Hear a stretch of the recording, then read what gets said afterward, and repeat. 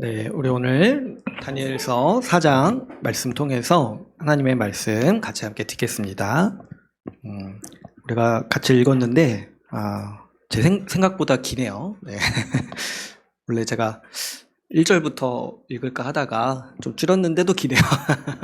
10절부터 읽기로 했는데도 이 분량이 굉장히 길고, 또 읽어보시면 아시겠지만 굉장히 또 흥미진진한 또 이야기가 여기 이제 나오는 것을 우리가 봤을 때 참 이 말씀의 의미가 또 왜 이 말씀을 우리에게 주셨는지 우리가 좀 잘 헤아리면 좋겠습니다. 특별히 이제 우리가 이제 오늘 4장을 함께 나눌 텐데, 4장은 우리가 같이 방금 읽었듯이 이 느부갓네살의 그 개인의 말과 고백이 굉장히 많이 나오죠. 이 느부갓네살이 주로 이제 이 이야기들을 말을 하는 사람으로서 이렇게 등장을 하는 거죠. 그래서 특별히 이 4장은 느부갓네살이 이제 성경에서 마지막으로 등장하는 장이기도 합니다. 우리가 이제 다니엘서를 이렇게 쭉 살펴보면서 이렇게 많이 좀 눈치채셨겠지만, 다니엘 이야기보다 사실 느부갓네살에 대한 말과 묘사가 굉장히 더 많이 나오는 거를 우리가 볼 수가 있어요. 그래서 느부갓네살이 이제 2장부터 등장해가지고 4장까지 거의 이제 주요 인물로 이렇게 많이 나오죠.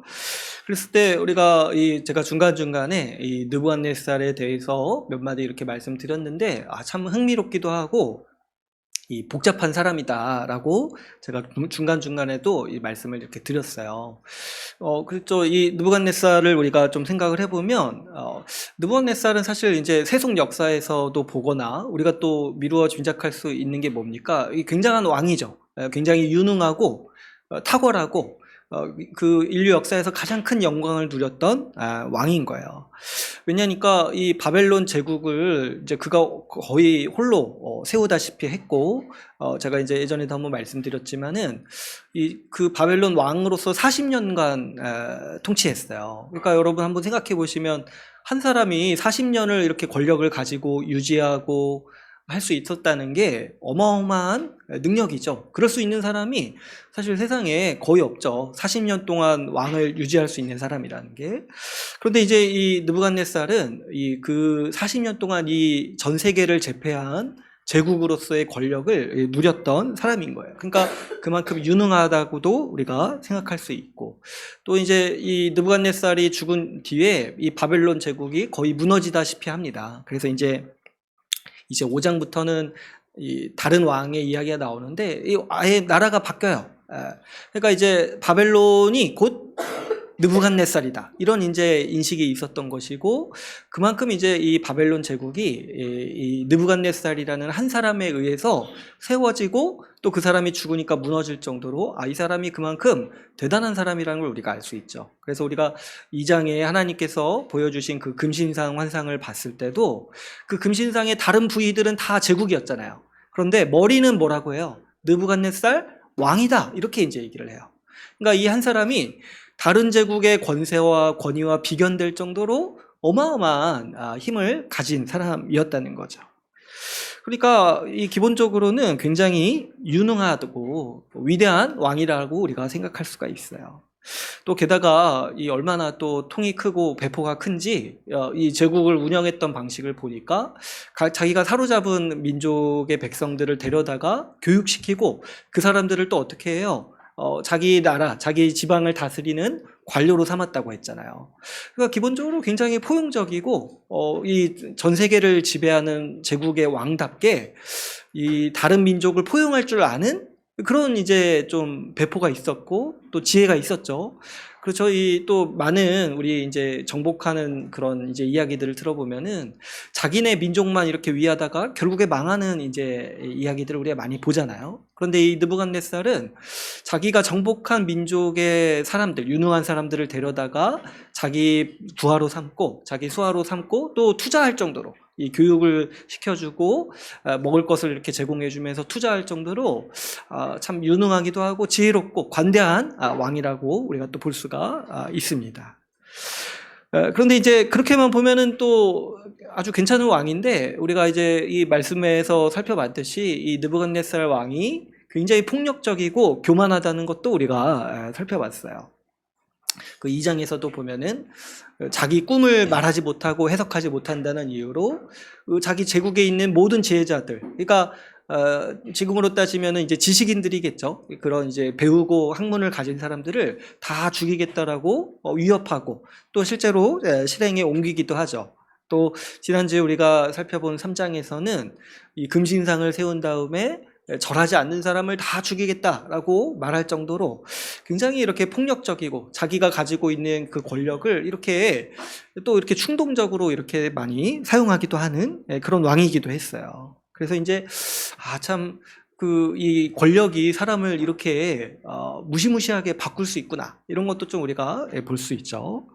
그런데 또 한편으로 그런가 하면은 또 어떤 모습이 있냐면, 하나님의 말씀을 듣고 그 하나님의 말씀을 기뻐하고 하나님께 영광을 돌리는 모습을 갖추는 그런 왕이기도 했어요. 그죠? 그래서 2장에서 그 다니엘을 통해서 하나님의 계획과 그 계시를 들은 다음에 하나님을 높여요. 뭐냐니까 하나님을 왕 중의 왕이다 라고 이렇게 높여요. 근데 제가 이제 다시 보니까 그 계시, 2장의 계시 안에서는 다니엘이 그렇게 얘기를 해요. 이 느부갓네살이 왕 중의 왕이다, 하나님이 그 권력을 느부갓네살에게 주셨다, 이렇게 이제 얘기를 합니다. 그런데 그 얘기를 들은 느부갓네살이 뭐라고 하냐면, 아니다, 왕 중의 왕은 하나님이시다, 신들 중에 신이시다, 이렇게 이제 하나님을 높이고 고백하는 그런 이제 찬양을 하나님께 드리는 왕이었던 거예요. 또 어떻습니까? 우리가 지난주에 살펴봤던 그 3장에서도 보면은 그 하나님께서 다니엘의 그 친구들을 불 가운데서 보호하시는 것을 보고 그때도 하나님을 찬양하죠. 하나님이야말로 참된 신이시다, 하나님이야말로 그 자기의 백성을 보호하시는 분이시다, 그래서 그분의 이름을 높여야 된다라고 이렇게 찬양하는 모습을 볼 수가 있어요. 그랬을 때 이 느부갓네살이 정말 대단한 사람이라는 걸 우리가 좀 볼 수가 있어요. 그 왕이 이렇게 자기의 어떤 실수와 과오를 인정하고 또 그 하나님의 계시를 듣고 하나님을 찬양하기가 쉽지 않죠. 기본적으로 자기가 왕이고, 또 느부갓네살은 어때요?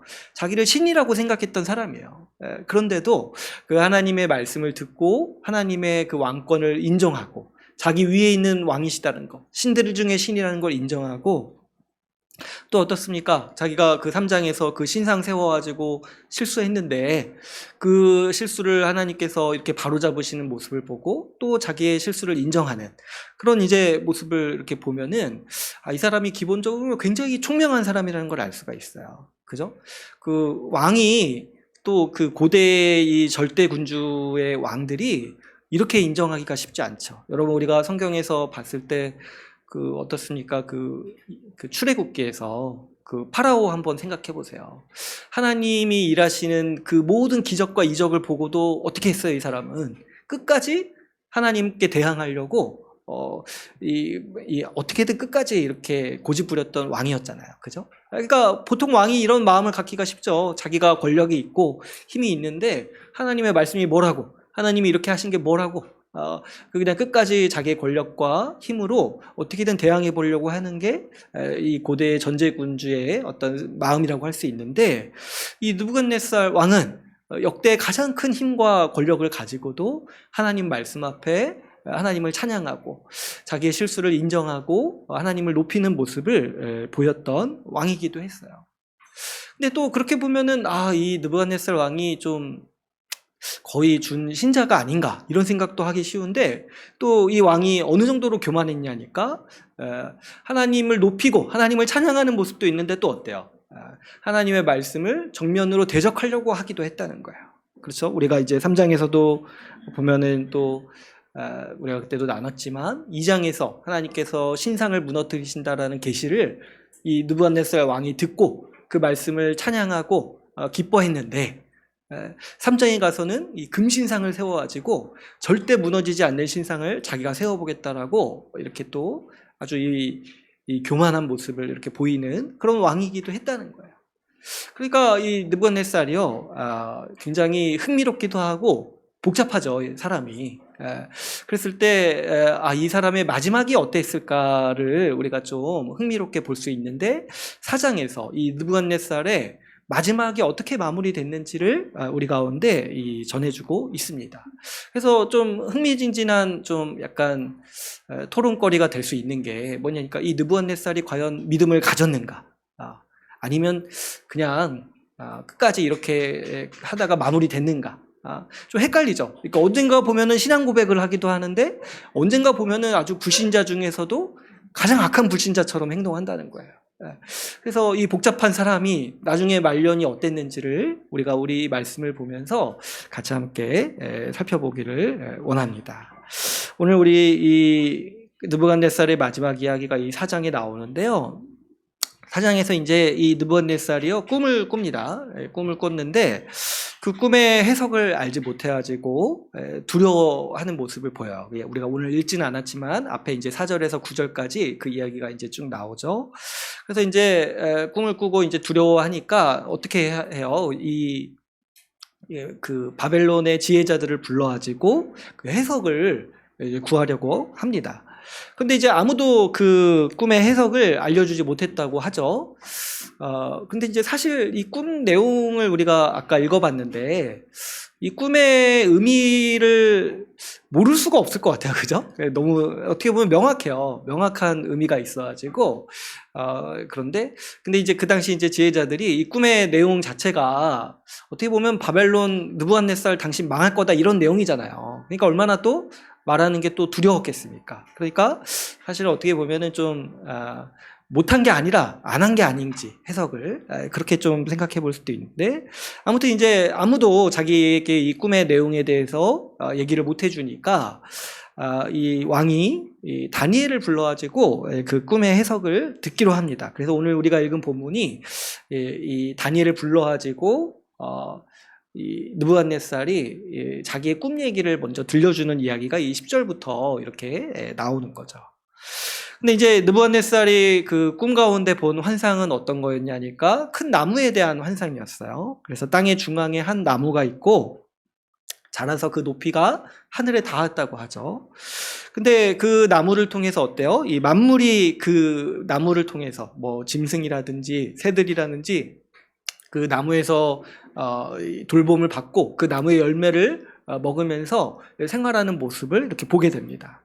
근데 여기까지는 굉장히 아름답고 너무 이제 이 좋은 길한 이런 이제 꿈의 내용인데, 근데 이제 이 꿈의 불길한 모습이 그 뒤에 나오는 거예요. 그래서 13절에서 17절에 보니까 하늘에서 순찰자가 내려왔다는 거예요. 그래가지고 나무를 베어버리죠.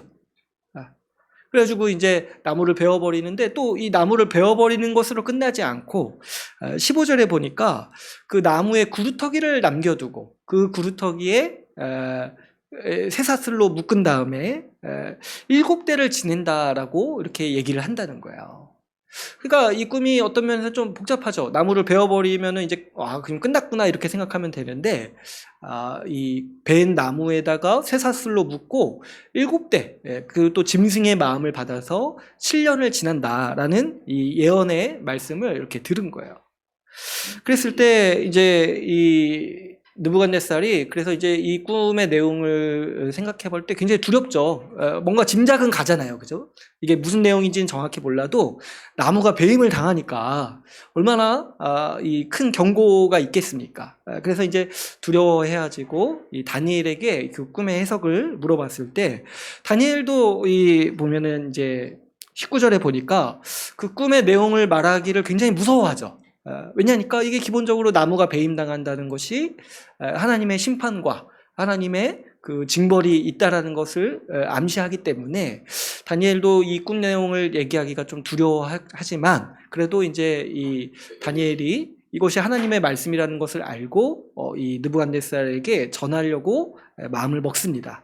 그래서 이제 19절부터 이 꿈의 내용을 해석해 주는데 보면은 이 큰 나무가 느부갓네살 왕을 상징한다고 얘기를 하죠. 느부갓네살을 상징한다.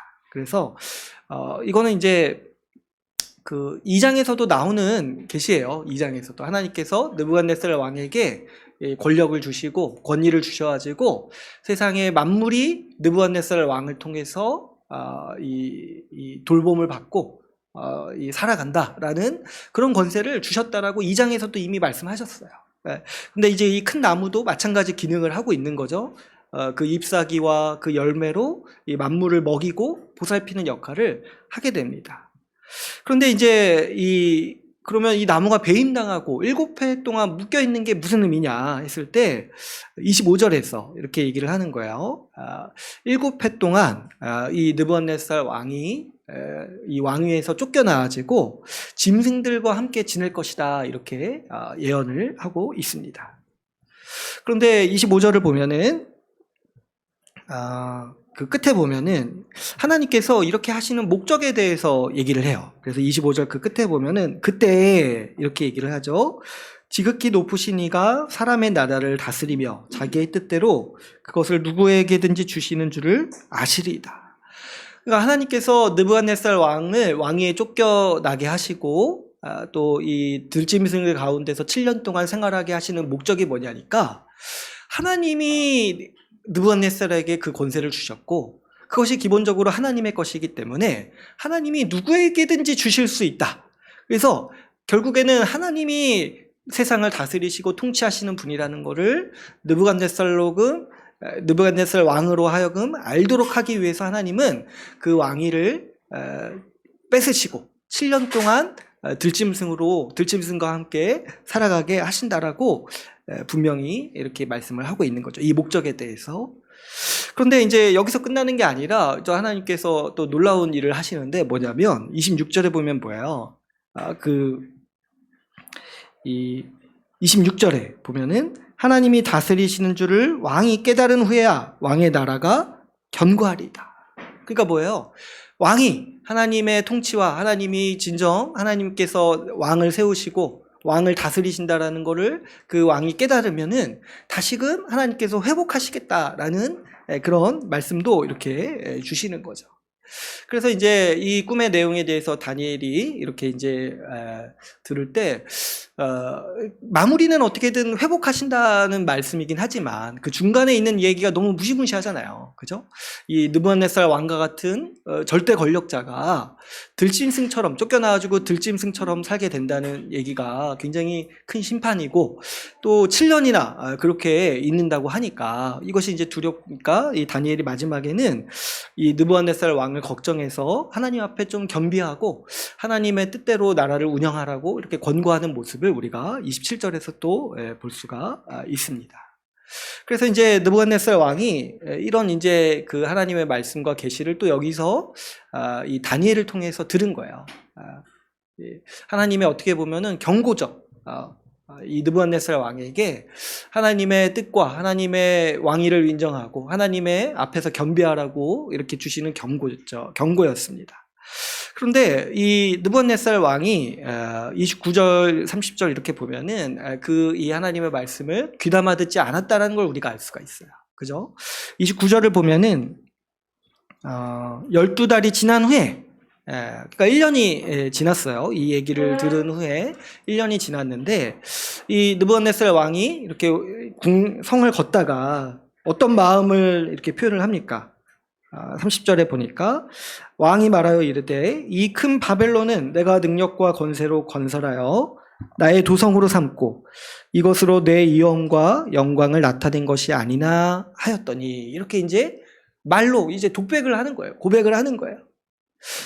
그러니까 이제 하나님이 주신 말씀과 전면적으로 반대되는 거죠. 하나님께서 너에게 왕과 권세와 영광을 주신 것이 하나님인 것을 알라라고 그 경고를 이렇게 주셨는데, 이 느부갓네살이 1년이 지나도록 그 마음을 돌이키지 않고 결국에 이런 말도 표현을 하는 거예요. 이렇게 이 바벨론의 어떤 도성을 보면서 야, 이게 내가 이룬 영광이지 않냐, 나로 말미암아서 바벨론이 이런 부귀와 영광, 내가 이것을 하지 않았는가, 이런 이제 마음을 끝까지 이렇게 표현을 하고 말로 하는 거죠. 그랬을 때 이 31절에 보시면 하늘에서 이제 소리가 나가지고 나라의 왕위가 내게서 떠났다, 이렇게 선언을 하시는 거예요. 그죠? 이 느부갓네살 왕이 하나님으로부터 경고를 받고 그 말씀을 이렇게 받았는데도 불구하고 끝까지 이런 교만하고 이 자기의 왕권과 자기의 이런 이 마음을 낮추지 못해가지고 하나님께서 이제 마지막으로 선언하시는 게 네 왕위가 내게서 떠났다 이렇게 하늘에서 이렇게 선언을 하시는 거예요. 근데 이제 사실 생각해 보면 이 30절 말씀 이렇게 두고 생각을 해보면 이 느부갓네살 왕이 이렇게 생각하는 거는 당연하죠. 그죠? 그 고대 전제 군주 왕이 자기를 잘났다 생각하고 자기가 영광이 있다 생각하고 자기가 이룬 업적에 대해서 자랑하는 게 사실은 당연하죠. 그렇게 마음을 안 먹는 왕이 어디에 있었겠습니까? 그런데 왜 하나님께서 느부갓네살 왕을 이렇게 특별히 다루시냐니까, 왜 이것을 문제 삼으시냐니까, 느부갓네살 왕에게 하나님이 어떻게 하셨습니까? 특별히 하나님의 말씀을 주셨잖아요. 그죠? 하나님의 말씀을 주시고 그 느부갓네살이 가진 권세와 영광과 그 왕위가 하나님으로부터 왔다는 것을 느부갓네살에게 알게 하시고 그리고 그 복을 주신다, 그 영광을 주신다라고도 깨닫게 하시고 여러 차례 또 하나님의 능력과 위엄을 나타내 보이셨어요. 그런데도 이 느부갓네살 왕은 이런 이제 우를 범하는 거죠. 하나님의 영광을 알고 하나님의 말씀을 듣고도 하나님 말씀 앞에서 겸비하지 못하고 그 하나님 앞에 자신을 낮추지 못하는 이런 이제 태도에 대해서 하나님께서 엄히 다스리시는 모습을 우리가 볼 수가 있습니다. 그래서 그 하늘에서 네 왕위가 끝났다 이렇게 선언을 받은 뒤에 곧바로 어떻게 됩니까? 그 32절 그 33절에서 이렇게 보면은 그 예언의 말씀대로 이 쫓겨나죠. 이 정신이 좀 이상해졌다라고 우리가 좀 볼 수 있는데 그 33절을 보니까 이 말씀이 응해가지고 사람에게서 쫓겨나서 소처럼 풀을 먹고 하늘 이슬에 젖고 머리털이 독수리 털과 같이 자랐고 손톱은 새 발톱과 같이 되었더라. 그래서 이 짐승들 가운데서, 들짐승 가운데서 짐승처럼 살아가는 모습으로 아예 전락했다는 거예요. 그래서 뭐 아마도 정신적으로 좀 이상이 생겼거나 그런 이제 문제가 있었겠죠. 그래가지고 이제 그 가운데서 7년을 정말 들짐승 가운데서 짐승처럼 지내는 이제 이 처지에 몰리게 된 거죠. 그러니까 이게 사실 우리가 생각하기도 어려운 모습이죠. 그 느부갓네살, 그 바벨론 제국을 세웠던 그 느부갓네살이 7년 동안 들짐승처럼 살 거라는 거, 이거를 어떻게 알 수가 있었겠습니까? 그러니까 사실 느부갓네살이 40년 동안 뭐 바벨론 다스렸다고 하지만 그 중에 7년은 들짐승으로 살았던 거예요. 어떻게 보면 들짐승으로 왕위에서 쫓겨나가지고. 근데 또 한 가지 이 말씀이 굉장히 또 특별하고 좀 보통 이야기와 다른 게, 보통 같았으면은 이 왕위에서 쫓겨나가지고 이 들짐승처럼 이렇게 생활을 한다고 하면은 이제 느부갓네살 끝났다 이렇게 이제 우리가 생각할 수 있잖아요. 그런데 이 느부갓네살이 극적인 변화를 겪습니다. 이 34절, 35절을 보면은 34절을 보시면 기한이 찼다고 돼 있어요. 그러니까 7회가 지났다는 거죠. 그랬을 때 어떻게 됐다는 거예요? 총명이 다시 돌아왔다는 거예요. 사람의 마음, 인간으로서의 그 지각, 원래 자기가 가지고 있던 지각이 다시 돌아왔다는 거예요. 그랬을 때 느부갓네살이 자기의 이 온전한 의식을 딱 차렸을 때 가장 먼저 고백하게 되는 게 뭐였습니까? 하나님을 높이고 하나님을 찬양하죠. 그래서 34절에 보니까 그의 권세는 영원한 권세요 그 나라는 대대에 이르리로다. 하나님이 진정한 하나님이시고 왕이시며 하나님의 나라만이 영원하시다라고 그 하나님의 이름을 높이며 찬양합니다. 그러면서 이 35절에 오늘 이제 제가 설교 제목으로 삼은 아니죠. 그 설교 제목으로 삼은 건 37절인데 35절에 보면은 어떻게 얘기를 해요? 그 자기 뜻대로 행하신다. 그분이 자기 뜻대로 행하신다. 그러니까 하나님이 다스리신다는 거죠.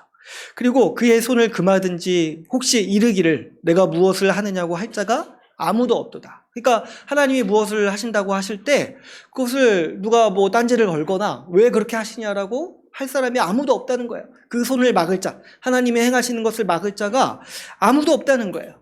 근데 이게 왜 극적인 고백이냐니까 이 느부갓네살의 생각이 완전히 바뀐 거예요. 느부갓네살의 생각이.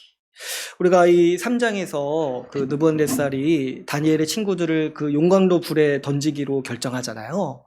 그때 느부갓네살이 했던 말이 있어요. 내가 너희를 이 용광로 불에 던지는데 내 손에서 너희를 건져낼 신이 어디에 있겠느냐, 이렇게 얘기를 했어요.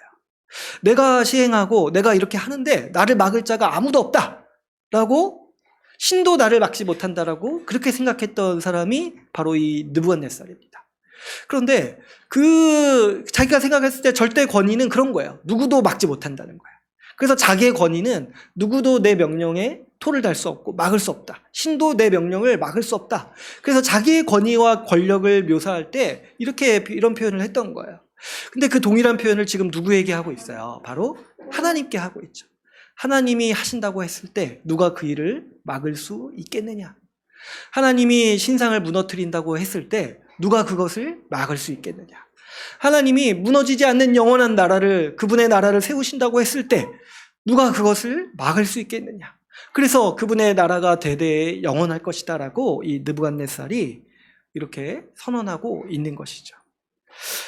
느부갓네살이 이렇게 7년 동안 들짐승 가운데서 그 미친 정신으로, 짐승의 정신으로 생활하면서 이것을 배웠다는 거예요. 이것을 깨달았을 때 하나님께서 36절에 보면은 그 느부갓네살의 왕과 그 위엄과 권력을 다시 회복시켜 주시는 모습을 우리가 보게 됩니다. 그 고백을 할 때 하나님께서 명확히 그 예언을 통해서 말씀하셨잖아요. 하나님이 다스리시는 줄을 깨닫기까지, 알기까지 7년 동안 이 들짐승과 함께 지내도록 하겠다, 이렇게 말씀하셨잖아요. 근데 이 느부갓네살 왕이 그 하나님의 통치와 위엄을 알게 되고 그 하나님의 역사를 인정했을 때 하나님은 이 느부갓네살 왕을 다시 회복시켜 주셔서 그 바벨론의 왕의 위엄과 영광을 다시금 갖추게 하시는 모습을 우리가 36절에서 볼 수가 있습니다. 그래서 이 느부갓네살이 이 모든 그 일들을 다 겪고 나서 깨달은 고백이 이 37절에 나오는 거예요. 우리 37절 같이 한번 읽어볼까요? 37절 우리 같이 한번 읽어보겠습니다. 시작. 그러므로 지금 나 느부갓네살은 하늘의 왕을 찬양하며 신송하며 경배하노니 그의 일이 다 진실하고 그의 행하심이 이로우심으로 교만하게 행하는 자를 그가 능히 낮추심이라. 아멘. 이게 이제 느부갓네살이 이 성경의 마지막으로 나오면서 마지막으로 남긴 그의 고백이라는 거예요. 이 느부갓네살이 정말 복잡한 사람이고 정말 이런 사람이 있을까 싶을 정도로 아주 입체적이고 다양한 모습을 보인 왕입니다. 그런데 그의 마지막을 보니까, 그의 결국을 보니까 그는 결국에 자기의 교만을 회개한 사람으로 자기의 이름을 남긴 거예요. 그렇죠, 여러분. 이게 참 놀라운 일이죠. 이 느부갓네살과 같이 신과 같은 권력을 가졌고 부유하고 전 세계의 1인자인데 우리가 이제 일반적으로 그냥 상식적으로 생각하기에 이런 사람이 자기의 교만을 꺾는다는 게 사실은 불가능하죠. 이 권력의 최정점에 있는 사람, 자신을 신과 같이 여기는 사람이 하나님 앞에 자신을 굽힌다는 게 저도 이제 목사로서 생각해 볼 때 이거 좀 불가능하지 않을까? 이런 생각을 하게 됩니다. 그런데 느부갓네살이 오늘 이 37절에서 고백하는 것처럼 하나님은 그 일을 하신다는 거예요. 이 권력의 최정점에 있는 사람, 그래서 자기를 신과 같이 여기는 사람이라 할지라도 하나님은 그의 교만을 능히 꺾으시는 분이라는 거예요. 그래서 37절에서 이 왕이 고백하듯이 하나님께서는 이 왕의 이 교만을 낮추셨습니다. 그래서 이 교만을 낮추셔서 하나님을 경외하고 하나님 앞에 엎드리는 사람으로 하나님은 능히 이 느부갓네살을 바꾸셨어요. 그랬을 때 여러분, 이 느부갓네살이 지금 이렇게 얘기를 하는 거잖아요. 자기가 교만했다, 이렇게 고백을 하는 거잖아요. 그죠? 이게 얼마나 대단한 고백입니까? 아니, 이 세상에서 가장 교만해도 되는 사람이 느부갓네살이에요. 그죠? 충분한 그 자격이 있어요. 교만할 자격이 있어요. 그죠? 전 세계를 지배하잖아요. 전 세계를 지배하고 그 절대 권력을 가진 왕이잖아요. 그런데 느부갓네살의 말년에 자기가 교만했다. 하나님 앞에 교만했다라고 인정하고 회개하는 모습을 가졌다는 거예요. 그랬을 때 여러분 이 느부갓네살이 어떤 면에서 이런 자신의 교만을 돌이켰는지 우리가 좀 한번 살펴볼 필요가 있겠습니다. 느부갓네살의 교만을 우리가 생각해 볼 때 이 왕이요 사실은 교만해도 되는 왕인데 이 하나님께서 특별히 이 왕을 이렇게 다스리시고 그 교만을 꺾으시는 이유가 있다고 했죠. 왜 그러냐니까 하나님은 느부갓네살 왕에게 그분의 지혜와 계시와 그분의 뜻을 알리셨어요. 그분의 말씀을 주셨습니다. 굉장한 특권, 이방 왕인데도 불구하고 굉장한 특권을 주신 거예요. 그런데 이 느부갓네살의 교만은 어떤 면에서 이렇게 나타났냐니까 이 하나님의 말씀을 듣고도 그것을 경시 여기는 태도에서 나타났습니다. 이 느부갓네살 왕은 굉장한 특권을 누렸죠. 이방 왕인데도 불구하고 또 특별히 어떻게 보면은 하나님의 백성을 포로로 잡아가고 성전을 무너뜨린 어떻게 보면 하나님께서 원수로 여겨야 되는 사람인데도 불구하고 하나님은 이 왕에게 이 권력과 권위도 주셨을 뿐만 아니라 하나님의 말씀을 주셨어요. 말씀을 주셨어요. 그리고 그것을 이해할 수 있는 특권도 주셨어요. 2장에서 원래 깨닫지 못했잖아요. 오늘 4장도 마찬가지고 하나님의 말씀을 들어도 깨닫지 못하는 게 그의 원래 운명인데 하나님은 그에게 어마어마한 특권을 주셔서 이 하나님의 말씀을 이해하고 깨닫도록 하셨어요. 이 다니엘을 통해서. 그럴 때 이 느부갓네살 왕은 그 말씀을 듣고 기뻐하고 그 하나님의 이해해서 그 말씀을 듣고 이해해서 하나님의 뜻을 높이는 모습을 보였습니다. 그런데 이 느부갓네살 왕을 보니까 사실 그때뿐이었던 거예요. 그때 그 말씀을 들을 때 이해하고 그 말씀을 알 때는 기뻐하고 하나님을 찬양했지만 딱 그때가 지나고 나서는 그 하나님의 말씀에 따라 살지 않았죠. 3장에서는 우리가 살펴봤듯이 하나님의 말씀에 정면으로 대적하기로 마음먹고 금신상을 세웁니다. 그리고 4장에서는 이 다니엘을 통해서 하나님 앞에 겸비하라는 경고를 들었음에도 불구하고 끝까지 자기의 교만과 이 자기의 높은 마음을 이렇게 뽐내다가 결국에 이 하나님의 심판을 맞이하는 이런 처지에 이렇게 놓이게 되는 것이죠.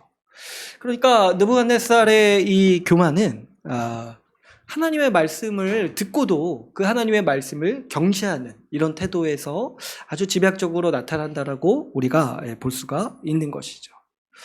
또 더 나아가서 이 느부갓네살의 교만한 모습은 어떤 태도에 대해서 나타나냐니까 자기가 가지고 있는 모든 것이 다 자기 것이라고 여기고 주장했던 그런 태도에서 나타난다고 볼 수가 있습니다. 제가 이제 앞에서도 말씀드렸지만 느부갓네살은 2장에서 하나님의 말씀과 계시를 들을 때 자기가 누리고 있는 권력과 그 영광이 다 하나님이 주셨다라는 그 말씀을 들었어요. 그래서 2장 37절 38절에 보면은 다니엘이 이렇게 말합니다. 왕이여, 왕은 여러 왕들 중에 왕이시라. 하늘의 하나님이 나라와 권세와 능력과 영광을 왕에게 주셨고 사람들과 들짐승과 공중의 새들 어느 곳에 있는 것을 막론하고 그것들을 왕의 손에 넘기사 다 다스리게 하셨으니 왕은 곧 그 금머리이나이다. 근데 이 얘기가 그 4장에 나오는 환상과도 비슷하죠. 큰 나무가 왕이다. 그래가지고 그 나무를 통해서 만물이 기생하고 그 나무를 통해서 먹고 산다. 그 얘기를 들을 때 느부갓네살은 이 2장의 계시를 떠올릴 수밖에 없는 거예요. 뭐냐니까 하나님께서 나를 이렇게 세우셨구나. 하나님께서 나에게 이런 권력과 영광과 권위를 주셨다라는 것을 하나님은 알라고 이 말씀, 4장의 말씀들을 주신 거예요. 그런데 느부갓네살은 이 말씀의 계시를 듣고도 어떻게 행동했습니까? 3장에서는 마치 자기가 스스로 신인 것처럼 행동했어요.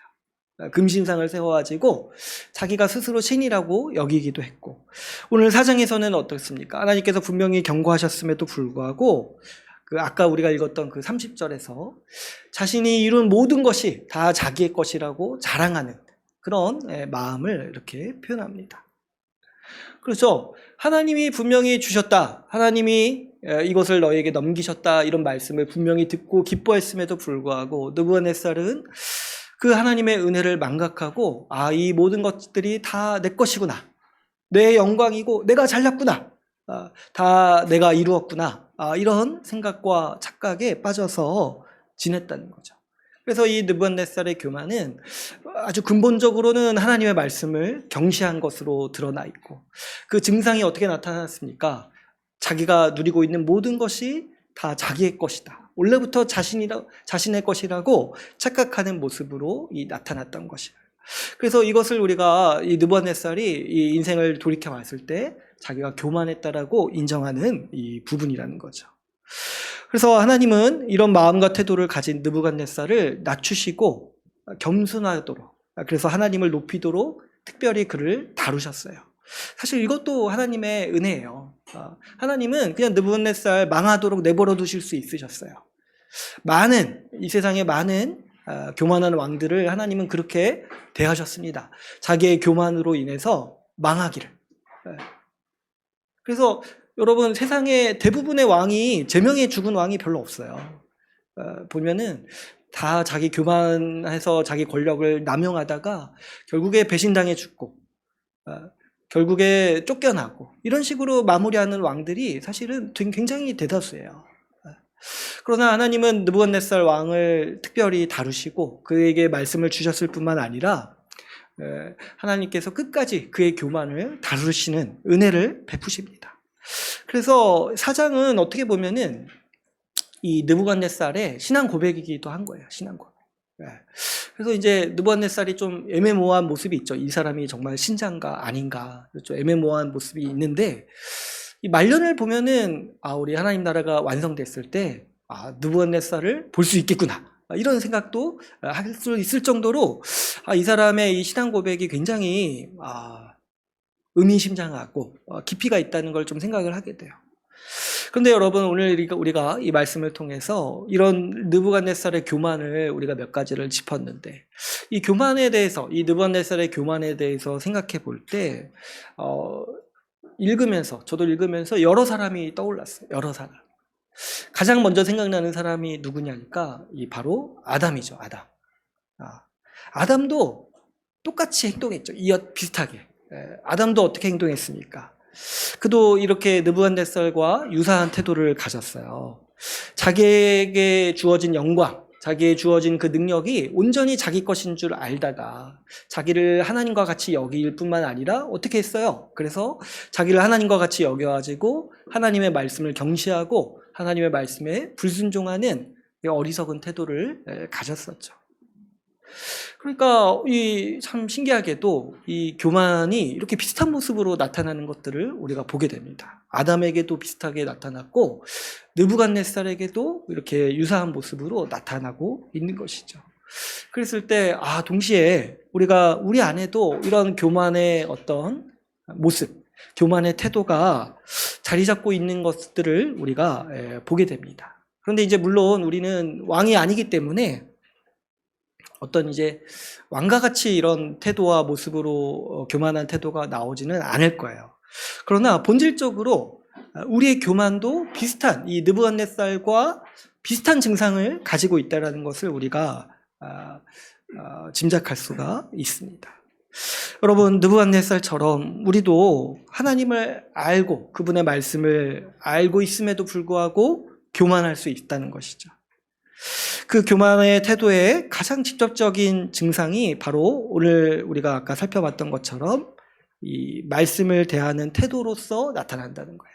말씀을 대하는 태도. 우리가 신자로서 살아갔지만 우리가 교만의 함정에 빠질 때 우리가 항상 보이게 되는 태도가 뭐냐니까 말씀에 대한 경시로 나타난다는 거예요. 그래서 어떤 분들은 보면은 교회를 다니심에도 불구하고 노골적으로 하나님의 말씀을 경시하는 분들도 있어요. 하나님 말씀에 다른 수단과 방법으로 어떤 하나님으로부터 교제하고 하나님의 뜻을 알 수 있다라고 여기면서 말씀을 가볍게 여기는 사람들이 사실은 교회 안에서도 많이 있는 것을 우리가 보게 됩니다. 하나님의 일하심을 보고 그분의 복음을 들었음에도 불구하고 말씀에 대한 태도를 배우지 못하는 거야. 하나님의 말씀 앞에 겸비하고 그 말씀을 자신의 전부로 여겨서 말씀에 순종하면서 살아가는 것이 우리 신자의 마땅한 자세임에도 불구하고 그 말씀을 경시하는 그런 태도들을 우리가 종종 보게 되죠. 그런데 이렇게 노골적으로 경시하시는 분들보다도 사실은 더 문제가 되는 건 뭐냐면 더 많은 교만의 모습으로 나타나는 것은 이 은근하게 하나님의 말씀을 경시하는 거예요. 은근하게. 대놓고 이렇게 하나님의 말씀을 경시하는 사람은 사실 많지는 않아요. 누가 오늘 이렇게 말씀 듣는데 나는 말씀 안 듣겠습니다. 누가 이렇게 대놓고 얘기합니까? 노골적으로 그렇게 합니까? 근데 이제 우리 가운데 아주 이렇게 흔하게 발견되고 또 많이 퍼지는 아주 악한 증상이 뭐냐면 은근하게 경시하는 거야. 하나님의 말씀을 은근하게. 이런 사람들은 이런 태도를 가졌을 때 눈치채기가 쉽지가 않아요. 왜냐하니까 말씀을 들을 때 기쁜 마음이 있거든요. 말씀을 듣고 이해해요. 또 때로는 말씀을 받고 기뻐하기도 합니다. 그런데 왜 제가 은근하게 경시한다라고 이렇게 말씀을 드리냐니까 말씀을 자기 삶의 절대적인 기준으로 생각하지 않아요. 말씀을 듣고 이해하고 그것을 받을 때는 기쁨으로 받는데 이 말씀을 자기 삶을 결정하는 여러 옵션 중에 하나로 생각을 한다는 거예요. 여러 옵션 중에 하나. 그래서 말씀에 자기 삶을 위탁하고 말씀의 근거에서 자기 삶의 뜻을 정해서 살아가기보다는 그냥 하나님의 말씀을 여러 참고사항 중에 하나로 이렇게 여기는 거예요. 그래서 이게 참 이렇게 자기가 이런 태도를 가지고 있다는 것을 깨닫기가 좀 힘들어요. 왜냐하면 말씀을 들을 때 기쁜 마음도 있고 또 자기가 들으려고 하는 마음도 있거든요. 근데요, 이게 이런 것과 유사해요. 저도 이렇게 유튜브나 이런 데서 여러 가지 강의를 들을 때 누가 이렇게 강의를 잘하면 되게 기분이 좋고 마음이 기뻐요. 강의를 들을 때. 근데 굳이 하나님 말씀이 아니더라도 이렇게 세상을 이해할 수 있는 강의라든가 이렇게 역사에 대한 강의라든가 이런 거 들을 때 마음이 기쁘고 되게 참고사항이 많이 돼요. 그런데 제가 가만 보니까 우리 교회 안에 있는 많은 분들도 이런 식의 마음으로 하나님의 말씀을 듣는다는 거예요.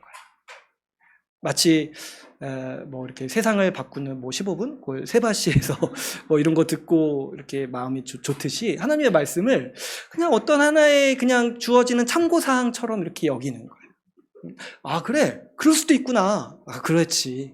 일단 내가 이거 하나 기억해 둬야겠다. 이런 식으로 하나님의 말씀을 어떤 절대적인 기준, 이것이 하나님의 말씀이다 이렇게 받아들이는 것이 아니라 그냥 어떤 지혜 있는 사람이 나와서 얘기하는 어떤 좀 지혜로운 조언 정도로 이렇게 받아들이는 이런 태도들이 우리 가운데 은연중에 자리 잡을 수 있다는 거예요. 이런 분들은 사실 이런 태도는 자기가 하나님의 말씀을 경시한다라고 생각할 수 없죠. 왜냐하면 기본적으로 기뻐하는 마음도 있고 들으려는 마음도 있으니까. 그러나 어떤 면에서 제가 지금 은근한 경시라고 얘기를 하는 겁니까? 하나님의 말씀을 하나님의 말씀으로 안 듣는 거예요. 하나님께서 말씀해 주셨는데 그냥 우리는 어떤 지혜자가, 어떤 지식인이, 어떤 전문가가 그냥 참고 삼아서 얘기해주는 하나의 조언 정도로만 이렇게 받아들여서 그냥 자기가 결정할 때 여러 참고사항 중에 하나로 이렇게 받아들이는 태도라는 거죠. 사실 여러분, 오늘 본문에 나오는 느부갓네살도 이런 식의 태도를 가진 거예요. 느부갓네살도 보면 어떻습니까? 말씀을 듣고 기뻐하죠. 그리고 그 뜻의 의미를 알고 하나님을 찬양하기도 합니다. 그런데 그는 하나님의 말씀만 듣는 사람이 아니에요. 뭐도 듣습니까? 그가 거느리고 있는 여러 박수와 무당들, 지혜자들의 이야기도 듣는 사람이에요. 그러니까 이 느부갓네살이 평생에 가지고 있던 태도가 뭐냐면 하나님의 말씀을 그냥 지혜자 중에 좀 탁월한 지혜구나 라고 이렇게 생각을 했던 거예요. 그러니까 하나님의 말씀을 들어도 항상 자기가 가지고 있는 무당과 박수들의 이야기들도 같이 참고해서 듣는 거예요. 오늘 본문에서도 보면은 오늘 우리가 읽지는 않았지만 1절에서 그 10절까지 나오는 이야기들을 보면은 그가 삶의 어려움에 빠졌을 때 먼저 찾는 사람은 어떤 사람이었냐니까 다니엘이 아니었어요. 세상의 지혜자들, 박수와 술객들 이런 사람들을 먼저 찾습니다. 그러니까 이 느부갓네살은 하나님의 말씀을 듣고 알고 깨닫는 기쁨도 알지만 기본적으로 어떻게 생각하는 겁니까? 하나님은 여러 지혜자들 중에 한 분이시다. 이렇게 이제 생각하는 그런 세계관에 빠진 사람이라는 거죠. 하나님의 말씀을 여러 참고사항 중에 하나로 여기는 태도를 가지고 있었습니다. 그런데 여러분, 이것이 지금 뭐냐니까 바로 교만이라는 거예요. 느부갓네살이 평생 동안 가졌던 교만. 하나님의 말씀을 하나님의 말씀으로 듣지 않고 하나의 참고사항, 하나의 그냥 세상을 살아가는 지혜로서 여기는 태도라는 것이죠. 여러분, 우리가 하나님의 말씀을 생각해 볼 때 어떻게 우리가 하나님의 말씀을 들으면서 여러 가지 참고사항 중에 하나로 여길 수가 있겠습니까? 이게 얼마나 심각하고 뿌리 깊고 치명적인 교만인지 우리가 오늘 이 말씀을 통해서 잘 돌아보고 좀 자신을 돌아볼 필요가 있겠습니다. 이거는 하나님의 말씀을 그 하나님의 말씀으로 듣지 않는 교만의 다른 태도, 다른 모습인 것이죠. 많은 분들이 말씀을 들으면서 이와 같은 오류를 범합니다. 말씀을 여러 가지 고려사항 중에 하나라고 여기면서 거기에 삶을 의탁하는 것이 아니라 여기저기 다른 것들을 계산하고 다른 견해들, 다른 태도들, 다른 어떤 지혜들 이런 것들 다 듣고 계산하는 데 있어서 플러스 마이너스가 되는 어떤 하나의 요소로 말씀을 이렇게 여긴다는 거예요. 그래서 이런 태도를 가진 사람들이 결국에는 어떻습니까? 말씀을 듣고 이해하고 때로는 기뻐하면서도 결국에는 말씀대로 살지는 않는, 말씀에 자신의 삶을 의탁하고 말씀으로 기반하여서 살지 않는 태도를 보입니다. 그래서 수시로 믿음이 흔들리는 거죠. 수시로 믿음이 흔들려요. 말씀을 듣고 기쁨으로 받았음에도 그 말씀이 자기 인생의 전부라고 생각하지 않으니까, 그 말씀에 기반을 두고 살지 않으니까 항상 흔들립니다. 그래서 하는 말이 그런 은연중에 있는 거예요. 말씀으로는 안 된다. 말씀으로는 안 된다. 어디서 좋은 말씀을 들어도 이 말씀은 좋은데 점점점 이렇게 나오는 거예요. 왜냐하면 이 말씀이 전부가 아니라 자기 삶을 유지하고 이루는 데 있어서 다른 더 많은 힘들을 의지하기 때문에, 마음에서 그렇게 의지하기 때문에 이런 아주 교만한 태도가 우리가 가질 수 있게 되는 것이죠. 여러분, 우리가 단순히 이 자리에 와서 이 말씀을 듣고 있다고 해서 하나님의 말씀을 듣는 게 아니에요. 하나님의 말씀을 우리 삶의 유일한 기반으로 여기지 않고 거기에 우리 삶을 의탁하지 않는다라면 우리도 느부갓네살만큼이나 교만에 빠져 있습니다. 하나님의 말씀을 하나님의 말씀으로 듣는 사람이 아니라면, 방금 제가 얘기했듯이 여러 가지 참고사항 중에 하나, 그냥 오늘을 살아갈 때 지혜 있는 말씀 중에 하나, 이 정도로 받아들인다라면 그것은 그 앞에서 하나님의 말씀을 경시하는 태도라고 할 수가 있는 거죠.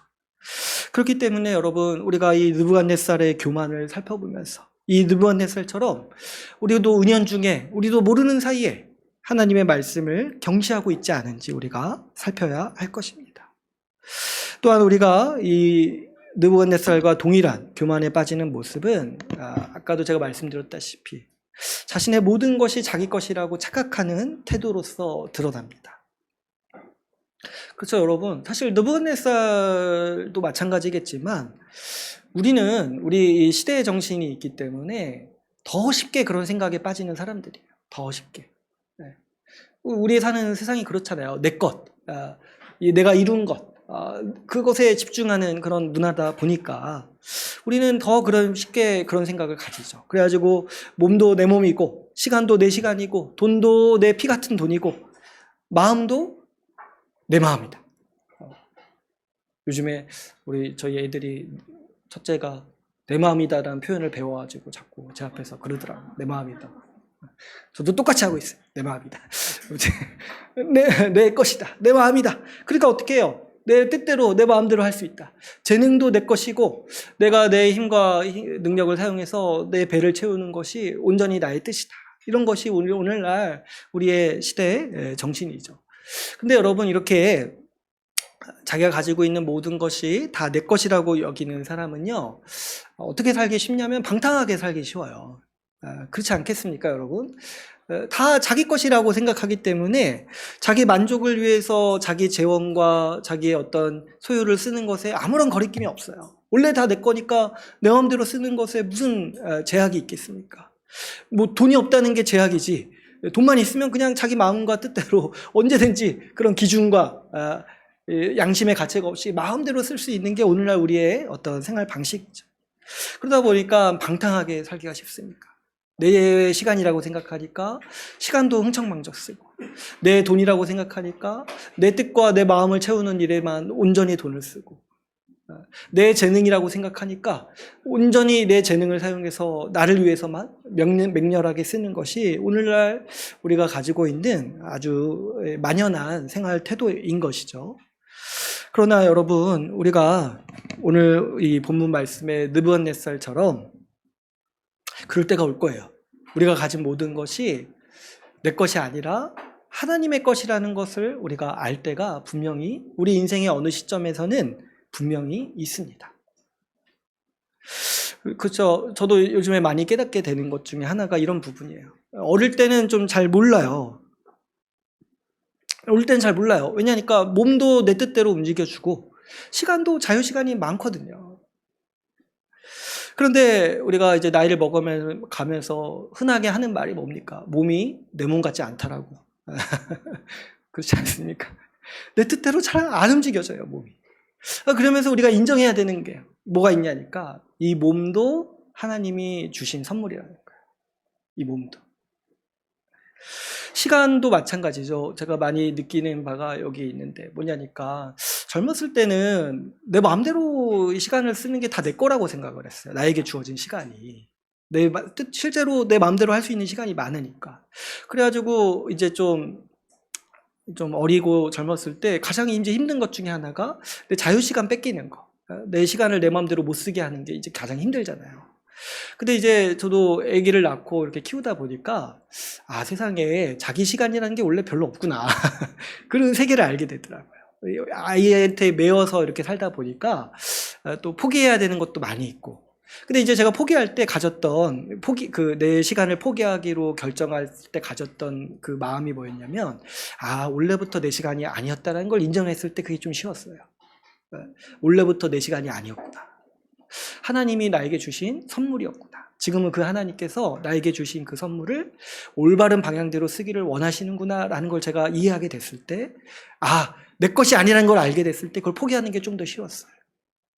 근데 이제 제가 그때도 소망했던 게 뭐였냐면, 그래도 애들 좀 크면 좀 시간이 좀 생기겠지. 그걸 좀 소망했는데, 제가 한번 얘기한 적 있죠. 제 선배 목사님들 만나니까 애기 클 때쯤에 부모님이 아프시다는 거예요. 그래가지고 그 부모님들 또 모시고 이렇게 부모님들 이렇게 또 돌봐야 되는 시간이 또 있다는 거예요. 근데 그때 또 한필이면 뭐 이렇게 갱년기 찾아오고 아이들 사춘기 찾아와가지고 아주 더 죽을 맛이라는 거예요. 그래서 제가 각오하기로 했습니다. 각오하기로. 그래, 이제 앞으로 없구나.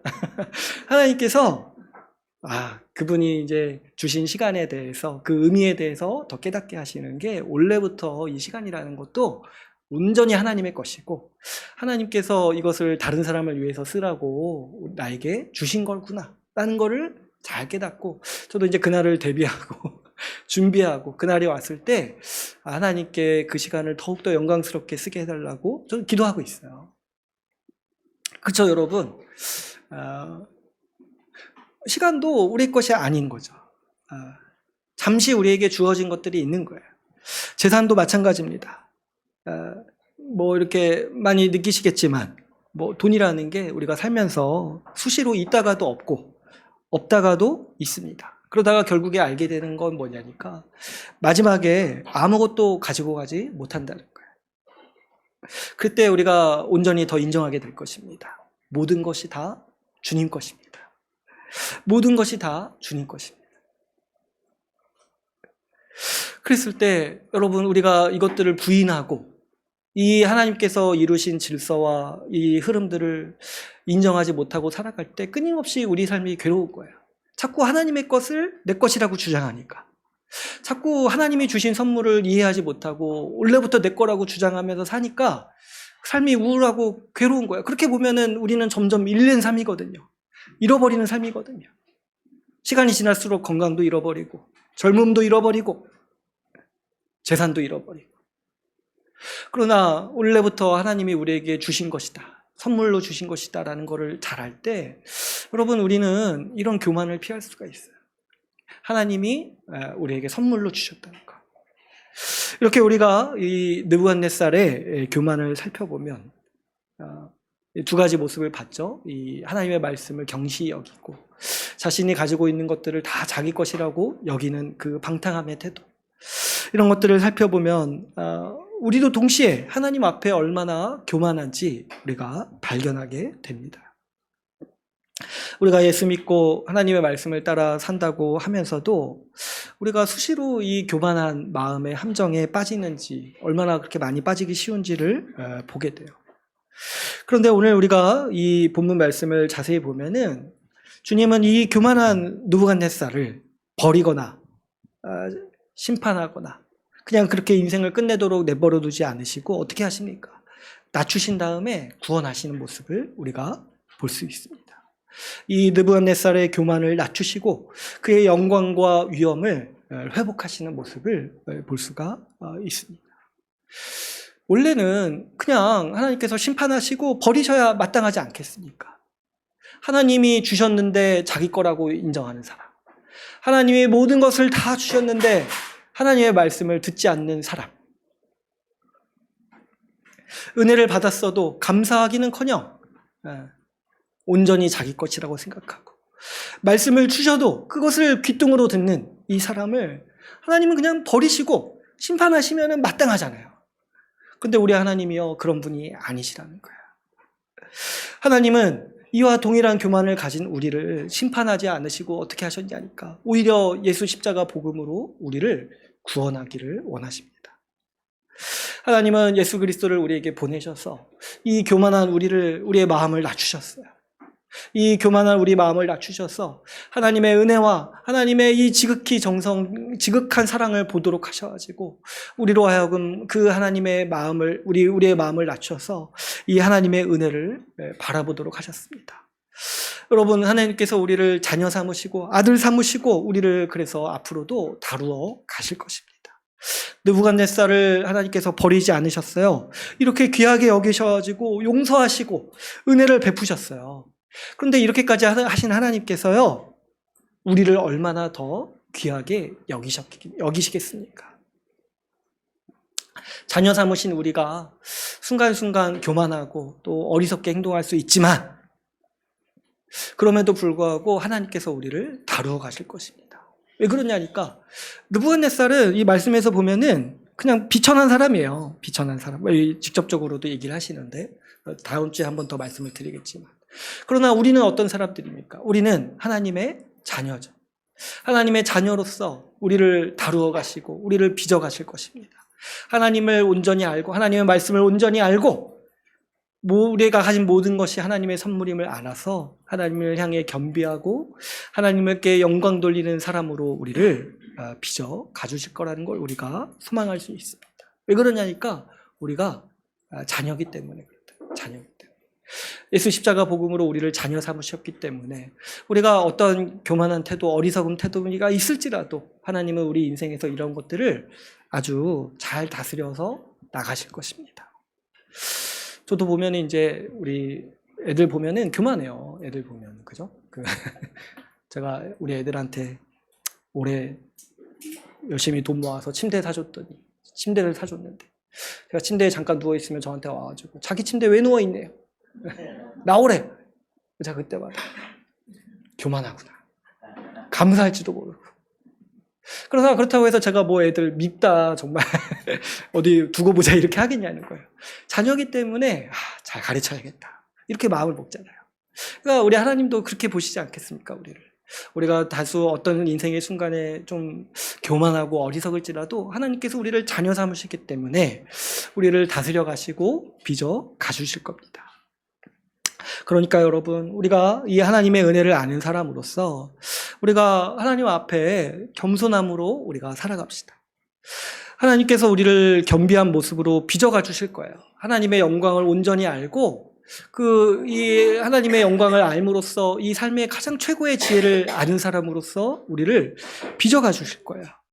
그런데 여러분 우리가 이렇게 느부갓네살처럼 쓰라린 경험을 통해서 그 7년의 짐승과 같은 생활을 통해서 겸손을 배우는 것이 아니라 우리가 주의 말씀을 듣고 주의 말씀 앞에 엎드림으로써 겸비한 태도를 배우는 것이 우리에게 있어서 가장 큰 영광인 것입니다. 주님은 우리에게 느부갓네살보다 더 많은 말씀을 주시고 더 큰 이해를 주셨어요. 이렇게 함으로써 우리 주님께서는 느부갓네살보다 더 위대한, 더 부드럽고 더 강한 방식으로 우리를 양육해 가시고 키워 가십니다. 여러분, 우리 오늘 본문이 우리에게 가르치고 있듯이 우리가 아무리 우리 스스로 우리가 모든 것을 이루고 나만의 지혜로 살아가고 있다고 여겨도 그것은 하나님 보시기에 들짐승과 같은 삶에 지나지 않는다는 거예요. 느부갓네살이 볼 때, 자기가 볼 때는 어땠습니까? 자기가 이렇게 바벨론을 일군 위대한 왕이다 이렇게 여겼는데 하나님 보시기엔 어때요? 하나님이 주신 말씀과 하나님이 주신 복을 인정하지 않는 그 사람이 이 땅에 들짐승과 다를 바가 없다는 거예요. 그거를 이 징계를 통해서 하나님은 보여주시는 것이죠. 여러분, 들짐승은 어떤 존재입니까? 말을 못 들어요. 말을 들어 처먹지가 않는, 말을 못 들어요. 에? 말을 못 들어요. 그래서 들짐승을 길들이려면 어떻게 해야 돼요? 죄송해요. 제가 안 분해요. 들짐승을 길들이려면 어떻게 해야 돼요? 말을 들어서 못 알아먹으니까, 경험과 행동으로 가르쳐주는 이 처지가 들짐승인 거예요. 그렇죠? 느부갓네살에게 하나님이 말씀을 주셨는데 못 알아먹으니까 하나님이 이 느부갓네살 왕을 아끼셔가지고 어떻게 하셨습니까? 들짐승과 같이 가르치신 거예요. 행동으로 상황과 환경을 바꿔주셔서. 그런데 우리는 그렇게까지 그런 경험을 할 필요가 없어요. 일반적으로는. 왜냐니까 우리에게 하나님의 말씀을 주셨기 때문이죠. 들짐승처럼 다루시는 것도 하나님의 은혜지만 여러분, 우리는 그보다 더 큰 은혜를 하나님께서 우리에게 주셨어요. 우리는 하나님의 더 분명한 말씀과 뜻이 있으니까 우리는 그 말씀 앞에 언제든지 우리는 엎드리고 우리는 그 말씀 앞에 더 겸비한 태도를 하나님 앞에 가질 수가 있는 것이죠. 그렇기 때문에 여러분, 우리가 하나님의 말씀을 듣고 이해하고 받아들이는 사람으로서 이 수많은 계시를 듣고 하나님의 말씀을 충만히 듣는 사람으로서 우리는 더 어떻게 해야겠습니까? 우리는 더 하나님 앞에 겸비한 태도와 마음과 자세로 살아가야 할 것입니다. 특별히 여러분, 우리 가운데 일말의 어떤 마음이라도 좀 우리 안에 하나님의 말씀을 가볍게 여기는 태도라든가 그런 좀 나의 은은한 착각이 있다라면 오늘 이 말씀 앞에서 우리가 돌이킵시다. 여러분, 하나님의 말씀은 우리가 친구에게 뭐 듣는 조언이라든지 선배나 전문가로부터 듣는 조언이 아닙니다. 주님께서 이 주일에 이렇게 나와서 맑은 정신으로 주의 말씀을 들으라고 하시는 이유가 있어요. 말씀을 살아계신 하나님의 말씀으로 들으라고 하나님은 우리에게 요청하시는 거죠. 여러분, 이 말씀을 들을 때 그것을 우리가 아멘으로 화답하는 이유는 무엇이냐니까 이것이 우리 하나님의 말씀이요, 이것이 우리 삶의 기반이요, 우리 삶의 길이요, 우리 삶에 나아갈 유일한 길이라는 것을 우리가 그렇게 여기고 살아가야 마땅한 태도인 것이죠. 그래서 말씀을 두고 뭐 다른 것들과 재단하고 비교하고 평가하고 이렇게 하는 것이 아니라 우리가 말씀을 들을 때, 하나님의 말씀으로 들을 때 하나님의 명령, 하나님의 말씀으로 알고 우리가 우리 하나님의 말씀에 우리의 인생의 전력을 다하고 우리 말씀을 우리 인생의 기반으로 삼는 태도를 가져야겠습니다.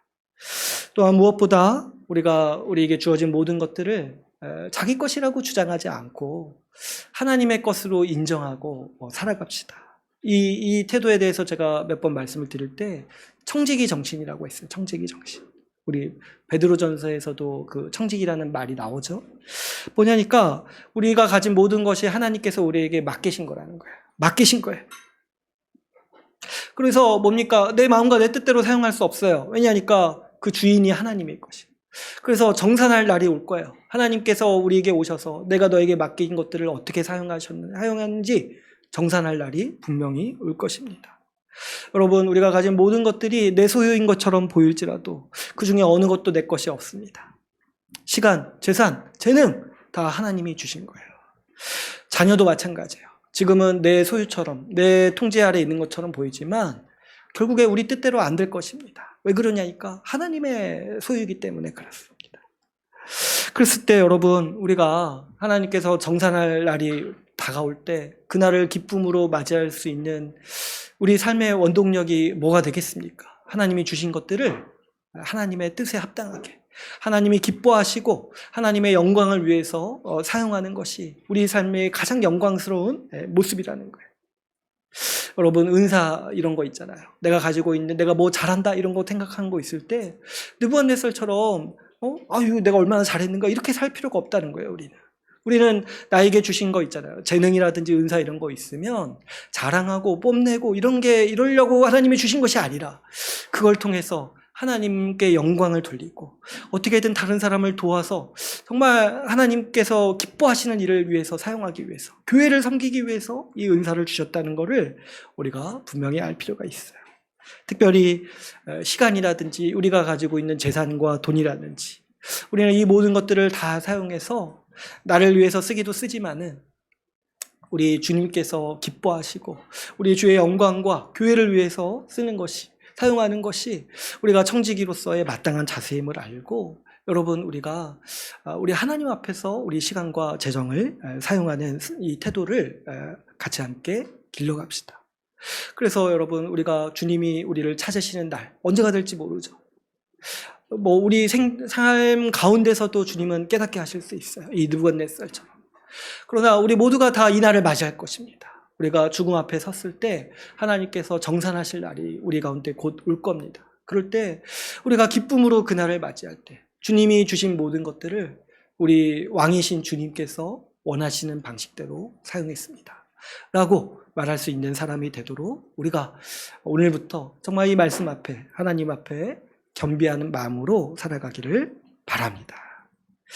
이제 오늘 말씀을 맺겠습니다. 오늘은 이 느부갓네살의 교만을 다루시는 하나님의 역사를 함께 살펴보았습니다. 하나님이 주신 것을 인정하지 않고 하나님의 말씀을 듣고도 말씀을 무시하는 인생은 아무리 왕처럼 부귀와 영광을 누릴지라도 하나님 보시기에 들짐승에 지나지 않는 삶입니다. 그러나 하나님은 그분의 백성을 이런 들짐승과 같은 삶에서 건지셔서 영광스러운 삶을 살도록 하셨습니다. 주의 말씀에 의존하여서 이 세상에서 가장 지혜롭게 살아가도록 하셨습니다. 우리가 가진 모든 것들의 주인이신 하나님을 바로 알아서 우리가 가진 모든 자원을 가장 지혜롭고 값진 방향으로 사용하도록 우리를 빚으셨습니다.